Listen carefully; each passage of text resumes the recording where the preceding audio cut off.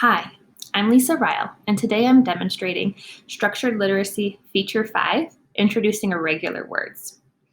When you're introducing irregular words for students, it's important to explain what an irregular word is, that they are words that don't follow patterns that we see in other words. Typically, when we see a pattern consistently in about 10 words that our students use regularly, we can say that those are decodable.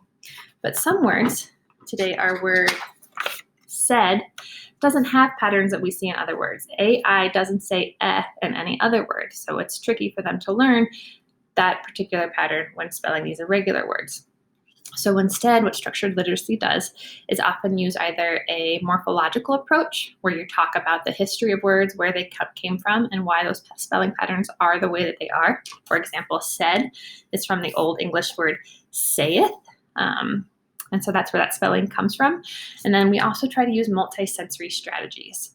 So today what you'll see me using is plasticine, which is a hard type of clay that never dries out. I got this at Meininger's, which is a craft store on Broadway and 5th. I'm sure you can buy it online as well. It's very affordable, non-toxic. It doesn't have any colors that wipe off. No really strong smells, and you can literally leave it out. It doesn't need to be in a bag. You can leave it on a tray if they're working on words. I highly recommend it.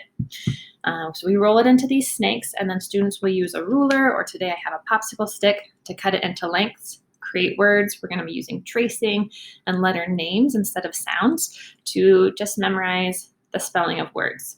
You'll also see me have them spell it forwards, backwards, and then forwards, so they're creating a mental picture in their brain of what that word looks like. I won't give you all of the ins and outs of using clay today. This is adapted from the Davis dyslexia curriculum. But if you're interested, I can make a whole video on clay, on why it's important, how we can use it, how we introduce it, and all of those things. But for today, we're just going to show you how you can use clay to teach irregular words. If you don't have clay and you don't plan on buying any, you can use pipe cleaners. You can also use wiki sticks, which are little strings dipped in wax. Neither of these are as effective, but as teachers, we just sometimes have to use what we have. All right, without further ado, here is your feature 5, introducing irregular words. All right, friends, today we're going to learn an irregular word. Who remembers what irregular words are? Irregular means not regular. What does that maybe mean? Yeah, it means that sometimes our spelling patterns are not the same, right? They're not what we usually see. They're not regular. So today we're going to learn to spell the word said. Spell it with me. S-A-I-D. Now, when we're talking about irregular words, I don't actually want you using your letter sounds, right? If we tried to sound out this word, we would say s-a-id, sad. Very good point. A-I is our phonogram for A. Let's try it like that. S-aid, sade. That doesn't work either. So we're just going to focus on the spelling, S-A-I-D. How do we spell it? Very good. So we're going to use our clay today to spell our words. We've used this before. You know how it works. I'm going to give you all a little piece to roll your own snake. Okay, one for you. Ooh, it's going to make us really strong. One for you. And one for you. Okay, so go ahead and get those rolling. We'll show the camera how we do it. Here are my pre-made snakes that I'm using, and if you don't have time, you can put these together for your students. But when you're rolling out a snake, we are just rolling it from the middle out.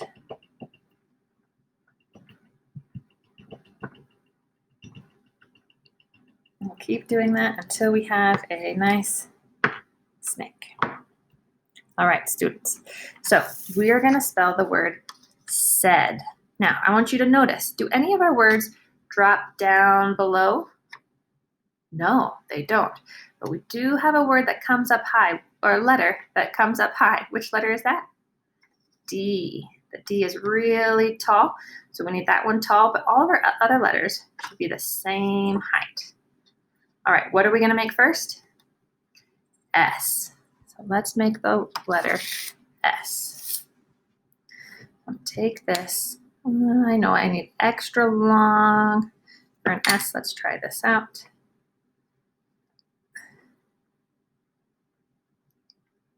S.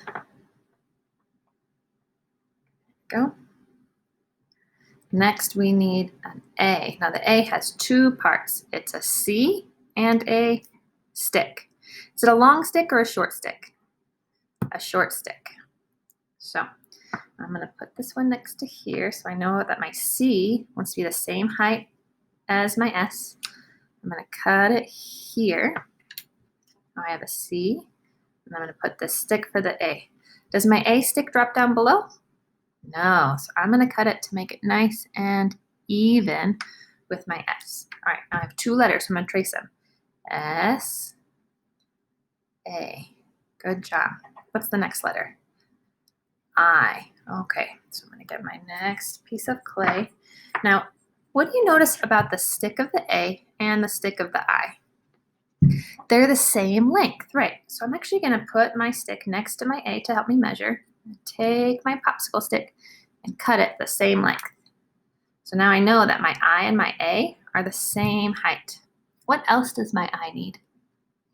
A dot. I'm going to take just a little piece of clay, pinch off a little square, and we'll roll this into a dot. Okay, now we have three letters. Let's trace them. S, A, I. What's next? D. Now, the D has the same shape as the A. What shape was that? A C. So I already have a C shape in my A, so I'm going to use that to trace my C. I'm going to mark where to cut it, and then I can cut it with my stick. I have my C part of my D. All right, so for this next part, we need an extra long piece. So I'm just going to put this up here and say, that looks really nice. It's just a tiny bit taller than I like. So I'm going to cut off a piece, put that in my scrap pile. Now I have all four letters for said. Let's trace it. S, A, I, D. All right. So what I want you to do is get out your camera of your mind and take a picture. Now close your eyes, and can you still see it? Good. Close your eyes and try to spell it. S-A-I-D. Now look at your word, and I want you to trace it forwards, backwards, and forwards, because you're going to need to be able to say it backwards also, so I know you have a picture in your head. So let's do it. S-A-I-D.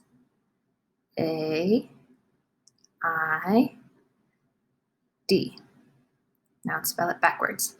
D-I-A-S.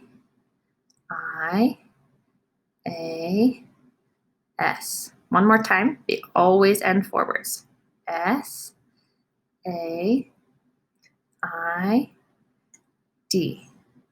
Very good. So now we're going to take a folder or a piece of paper, and we're going to cover up our word, turn over our card. Now, you have a picture in your mind, so I want you to take your finger and trace it while you spell it. S-A-I-D. Backwards. D-I-A-S.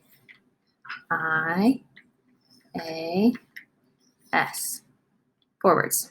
S-A-I-D. Now, if you make a mistake, you pick it up, you trace it again, you put it down, and you do it forwards, backwards, forwards again. Once you're done, all right, once you're finished spelling said, we're going to get out our notebooks, our irregular word notebooks, and you're going to add said to the list. So cover up your word, get out your notebooks, and write the word said.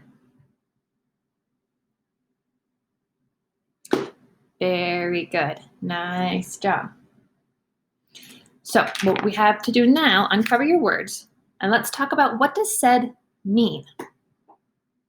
It's about saying something. Is it when I say something right now? No, in the past, right? We've talked about usually we would add ed to talk about things that happened before, right? I said that yesterday, pardon me. But this is an irregular word, doesn't use ed for our past tense. But you're right, it's speaking before. So everyone's going to get a little extra clay. Here's some for you and some for you. And I want you to make something that tells you what said means. So some kind of picture that tells you it's about saying something in the past. I'm going to give you about 3 minutes to make something, so you don't have very long. I'll make something too.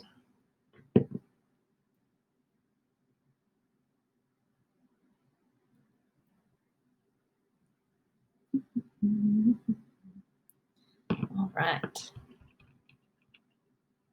I'm making a little speech bubble and an arrow that shows that I'm speaking before.